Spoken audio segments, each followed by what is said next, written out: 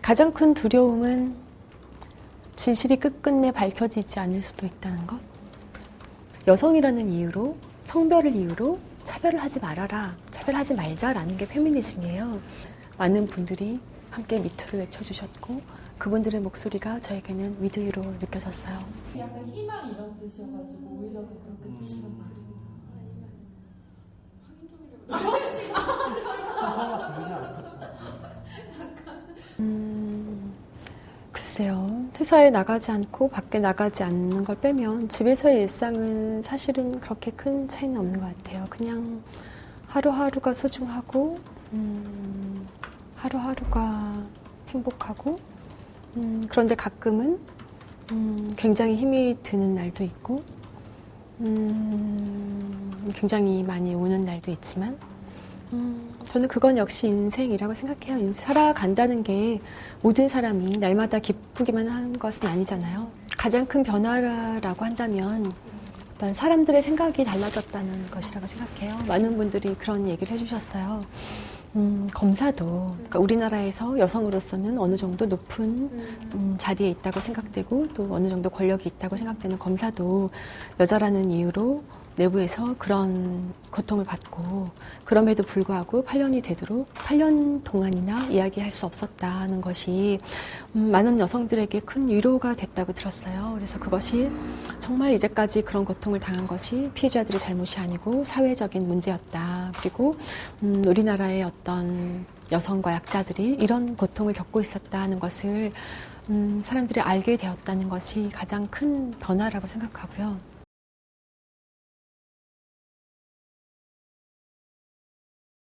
대부분의 남자들은 서검사가 굉장히 집요하다고 생각한다.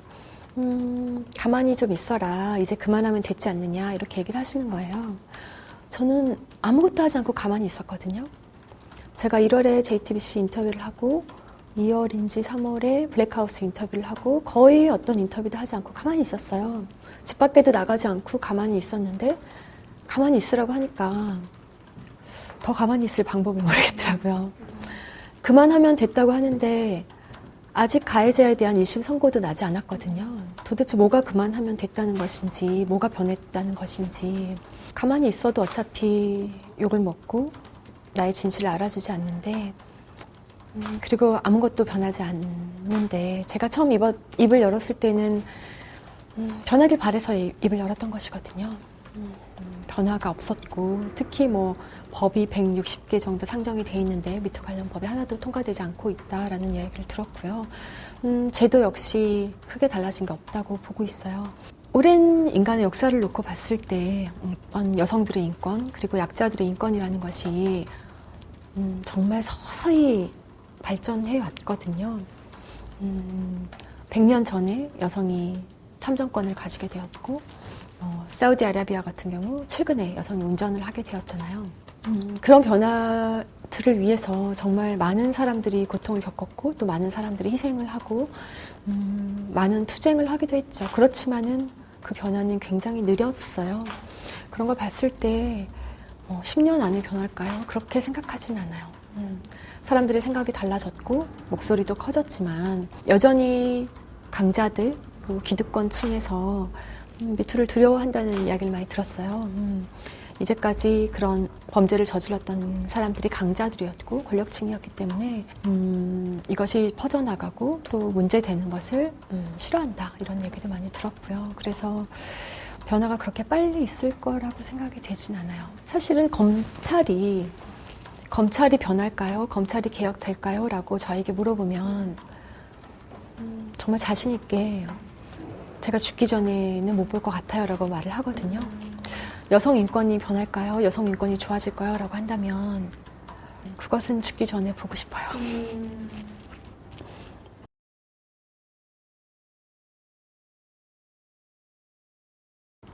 사실 정말 2차 가해 부분이 가장 여성들이 두려워하고 피해자들이 입을 열지 못하는 가장 큰 이유인데 2차 가해로부터 보호하는 제대로 보호받을 수가 없거든요. 물론 법적으로는 명예훼손죄라는 것이 있고 처벌받을 수 있겠지만 성폭력 피해만으로도 너무나 고통스럽고 감당하기 힘든 이 피해자들이 2차 가해자들끼리까지 다 고소해서 일일이 싸우기는 사실 버겁거든요. 저 역시 마찬가지이고 그래서 고소하지 못한 것이고 뭐 샤넬을 당시 뭐 JTBC 뭐 인터뷰할 때 입었다면서 어머 샤넬 아닌데요. 뭐 보여주고 레노만데요 이러고 근데 그게 너무 우스운 거예요. 내가 어떤 옷을 입었든 내가 어떤 인간관계를 했든 그러면 내가 사치를 하고 인간관계가 나쁘면 나는 그런 범죄 피해를 입어도 되고 그렇게 피해를 입었어도 아무 말도 할 수 없다는 것인가.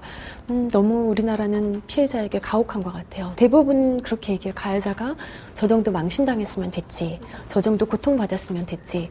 아무도 피해자가 얼만큼 고통받았는지 어떤 망신을 당했는지 걱정해주지 않아요.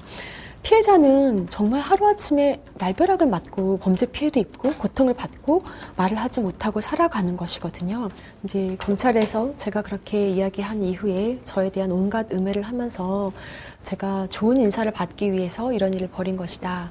제가 정치적 목적을 갖고 이런 일을 벌인 것이다 라고 하시고 계시다는데 우리나라 그 어떤 조직이 이런 말을 한 사람을 도대체 좋은 자리로 보내줬었는지 어떻게 그런 얘기를 할 수 있는지 그리고 제가 얘기를 했을 때 그 이후에 반응이 어떻게 될지 전혀 모르는 상황에서 제가 어떻게 정치적 목적을 가지고 그런 이야기를 벌였다는 것인지 묻고 싶어요, 그분들한테.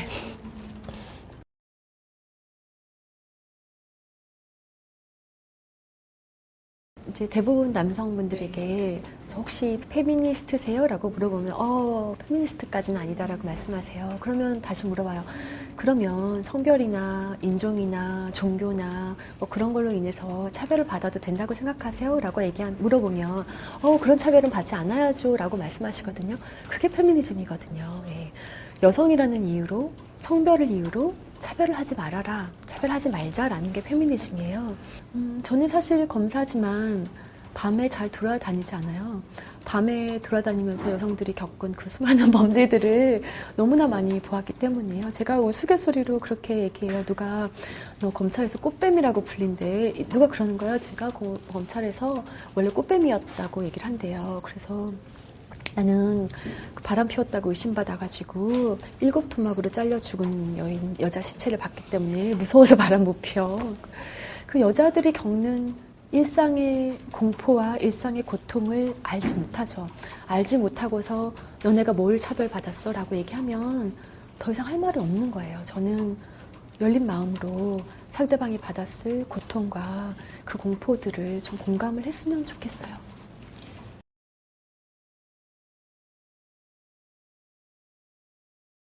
가장 큰 두려움은 진실이 끝끝내 밝혀지지 않을 수도 있다는 것. 그리고 가장 큰 절망은 어떤 것도 변하지 않을 거라는 것. 세상이 얼마나 믿어줄지 모르겠지만 개인적으로 원하는 것은 전혀 없었거든요. 저는 그저 세상이 좀 더 나아지길 바랬을 뿐이에요. 그리고 그렇게 입을련 대가로 평생 집 밖을 나가지 못하고 산다 해도 괜찮다라고 생각을 했어요. 그런데 그 이후에 많은 분들이 함께 미투를 외쳐주셨고 그분들의 목소리가 저에게는 위드위로 느껴졌어요. 그분들 역시 제 목소리가 위드위로 느껴졌을 거라고 생각해요. 그렇게 나오신 분들이 행복해졌다면 저는 거기서 멈췄을 거예요. 그런데 행복해지지 않았잖아요. 말도 안 되는 음해들을 당하고 있고 역고소를 당해서 더 많은 고통에 시달리고 있죠. 저 혼자 행복하자고 모른 척 할 수가 없었어요. 책임감이 느껴졌어요. 내가 조금 더 힘들더라도 내가 할 수 있는 게 있다면 해야 되겠다. 누군가는 해야 되잖아요. 누군가는 해야 되는데 사람들이 내가 검사이기 때문에 내 목소리를 좀 더 크게 들어준다면 나라서 감사하다라고 생각하고 있어요.